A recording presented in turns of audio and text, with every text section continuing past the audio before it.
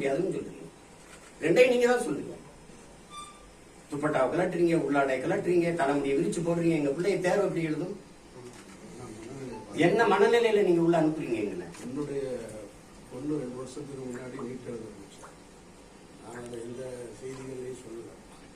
NEET எழுத போனப்ப அவர் போட்டிருந்த புக்காவை கரெக்டாக சொல்லிட்டு உள்ள வர சொன்னாங்க. நீட்டே வேணான்னு சொல்லிட்டு அது ஏன்னா நீங்க ஆடை, தோடு, கழுத்துல இருக்கிற செயின் இதெல்லாம் வைக்க முடியும்னு சொல்றது வந்து அது மனநிலையை வந்து பாதிக்கிறதா ஒரு அச்சம் மூட்டி உள்ள கூட்டி போனது. இப்படி ஒரு கேள்வியை எழுப்புவோமே நீங்க. நான் நீட்ல நாங்க 2 பேரும் தேர்ச்சி பெற்று வந்துடுறோம் மாணவர்கள். இப்ப இதுல நீங்க எப்படி தர வைக்கிறீங்க? 1200க்கு 1199 மதிப்பெண் என் தம்பி வாங்கியிருக்கிறாரு. நான் 800 வாங்கி எல்லையில தான் தேர்ச்சி விட்டுருக்கேன், பார்டர்ல பாஸ் பண்ணிருக்கேன். ஆனா நான் நீட்ல தேர்ச்சி விட்டுறேன், இவர் நீட்ல தோற்றுவார். அப்ப இவர் தகுதியற்ற